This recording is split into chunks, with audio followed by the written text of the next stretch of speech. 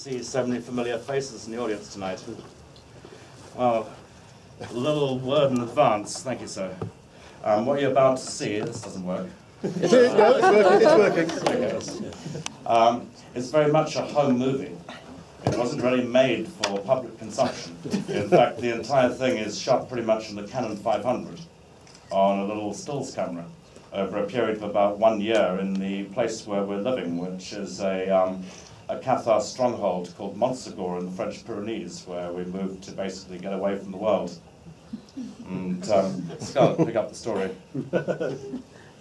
So it was February a couple of years ago, and a filmmaker friend of ours, who's an excellent DP, Karim Hussain, had fallen in love with this woman in Paris. And so he had gone to live with her, and it lasted 24 hours. So he contacted us, and he was heartbroken, and we said, "Oh, doll, you must come stay with us. And by the way, did you bring your cameras?" He said yes, and it was like, "Oh, great, well, we'll shoot something." So a week went by, and he showed up, and in the meantime, he had fallen in love with another woman who he invited to come to Montsegur. And so every day, Karim spent showing off his cameras to his new love, and we would go shoot all day. And at the end of it, we started cutting the footage together and saying, you know, this is pretty good.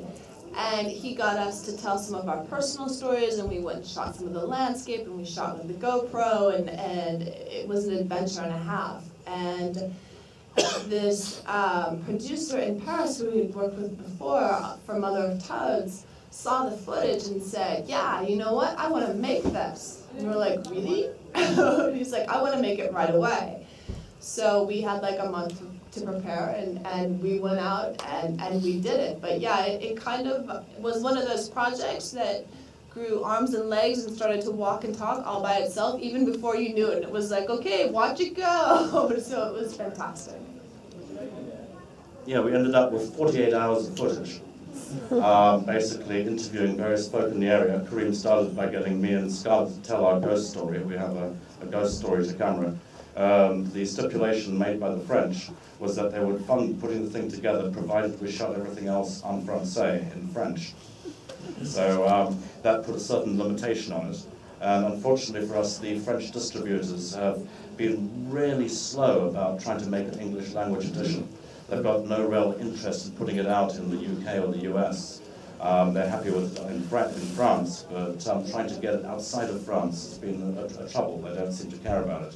So I want to apologize for the very ratty state of the subtitle, which was kind of done very grudgingly by the French producers who really didn't want to do it. And as a result, a lot of the subtitling falls on top of other captions and was really messy. So we're hoping to find a British distributor who will actually want to clean this thing up and make it available for an English-speaking market. The mess of the subtitles, frankly, doesn't hurt the movie very much. I think the only bit of information I'd like to make clear in advance is that the sorcerer character, the local witch doctor sorcerer guy, actually lives next door to the Dutch company's CEO. The very rich guy who is seeing orbs everywhere is the next door neighbor to the very poor sorcerer guy. I think the subtitle's obscured in this version, but it's a small sociological point that I wanted to make certain was clear before we got started. Otherwise, yeah, we got a Canadian guy, Pat Tremblay, to edit it, who had never been to any of these places. And we just dumped the whole 48 hours of footage on him and said we didn't know anything about it. And it was like, okay, cut it together in an order that makes sense to someone who is a complete outsider and has never visited this place before. We figured that was the best approach for basically making a travelogue to an extremely strange part of the world. And ultimately, once it was cut together, Simon was the last piece of the equation.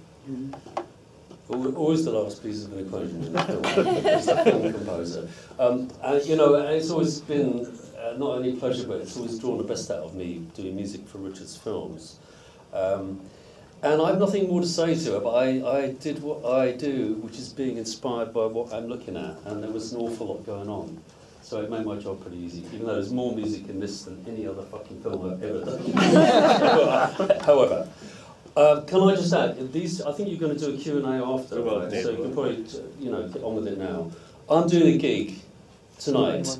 I hope as many of you will come. If you have a ticket, your ticket also gets you to the gig at 9 o'clock. In At the Leicester Square Theatre. Theatre, where you'll be taken for a trip through Hardware, Dust Devils, Santa Sangre, Lord of Illusions, and a zillion others with my band, The And. So hopefully see as many of you later as possible, okay? So, as the credits run, do not run away. We will be staying and having a Q&A afterwards.